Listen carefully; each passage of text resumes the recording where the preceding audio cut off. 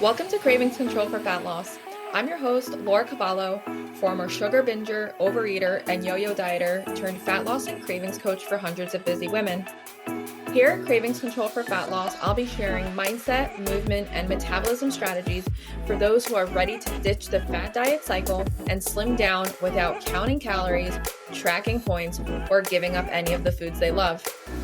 Get ready to embrace progress over perfection, grace over guilt, and bring curiosity and learning to the inevitable ups and downs of your life. Expect a decrease in your cravings while seeing and feeling an improvement in how you look, how you feel, and your overall quality of life. I am so excited you're here, boo. Let's get started. Welcome to another episode of Cravings Control for Fat Loss. My name is Laura Cavallo, your cravings coach. And today I have a very important conversation as the summer kind of kicks in. This is something that I talk to my one-on-one clients with pretty often, as well as my group coaching clients. And this is really learning how to sync your goals with the seasons of the year and the seasons of life. I think it's really important to remind ourselves and also here reminding you that there are seasons in our lives, much like there are seasons of the year, right? And it's important to remember we're not always going to be able to operate, function, and execute at the same level all the time. Some periods of our lives are going to be more for resting and regeneration and hibernating and learning and more cultivating, right? And understanding and bringing in information and bringing in energy. And then there's going to be periods of our life where we're ready to expend more energy and be more social and apply everything that we've learned and put more effort towards things. And we need to be okay with that. We need to be okay with it, and understand that these seasons need to happen so that we can fill up our cup. And then once we fill up that cup, we can also spend time and effort towards doing other things.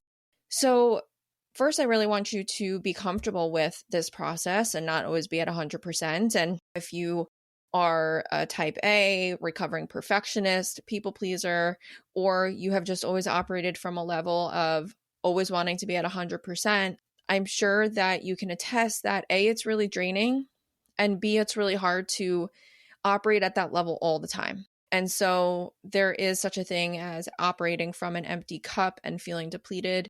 And so today I want to give you that permission to align your goals with the seasons of your life.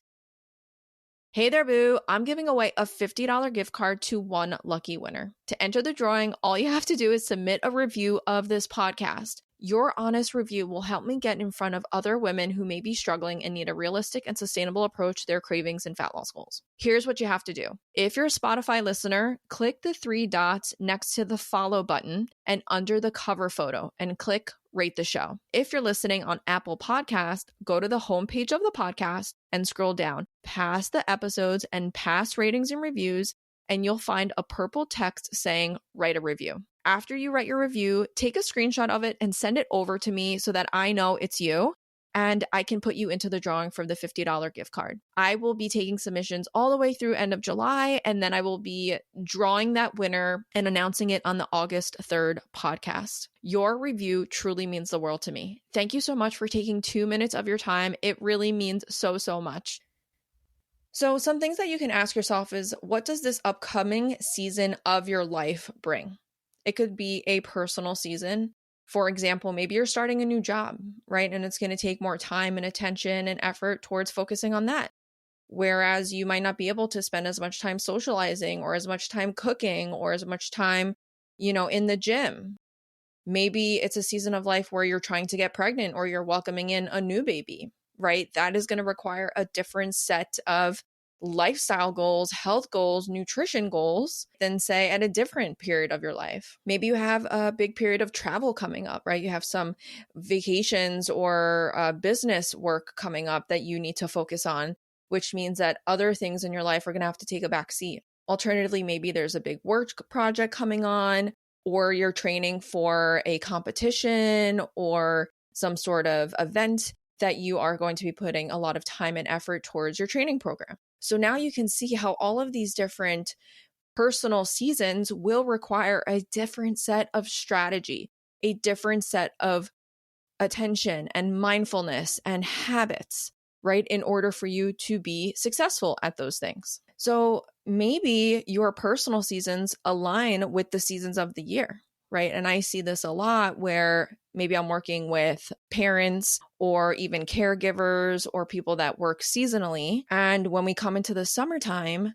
their schedule is completely different than it is in the beginning of the year or the fall. Maybe kids being home from school, camps, different schedule, more time with the kids at home. That's going to require a different set of lifestyle habits, a different routine, a different workout schedule, maybe even different nutritional routines as you have the kids home more. So you can see how things can be different maybe in the summer than they are in the fall if you experience these types of changes. So different seasons of the year include the summer, they include the fall, the winter, and the spring. So with these seasons, there's going to be different demands, different mental bandwidth available. You might even have availability to different or certain foods around this time, right? The seasonality of produce and food. And also in the summer and when it's warmer, you may not feel like eating certain foods. So you're going to have to adjust your nutrition approach. Wintertime, we tend to maybe be home a bit more and want to cuddle and canoodle and have more warming foods like soups and stews and meatloaf and like these heavier foods that make us feel warm and comforting. So these all impact our ability to show up and do things in our lives, in our fitness routines, in our nutrition routines. And again, we need to be okay with these changes, with these transitions, with these periods of life. So in the same way, you can apply these seasons of your life or seasons of the year and start to understand how you can make some adjustments in your health goals, in your fat loss goals, in your nutrition and exercise routines so that you can make it work for you instead of working against you, right? There's nothing worse than trying to fit a square peg in a round hole and trying to force it to fit when it's not. So let's work with what you got going on.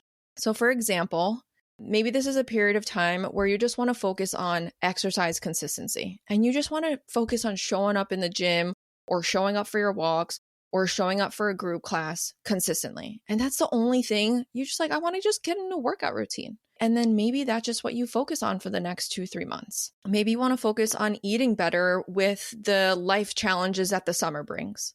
And you're like, the summer, I always fall off. Like, it's really hard for me. There's more alcohol. Like, I really want to put more intention to this. So this is going to require a little bit more planning ahead, right? Getting some cut up fruit, cut up veggies, finding salads that you enjoy, grilling more proteins, and then navigating these more demanding time periods. Okay, we've got a graduation party this weekend.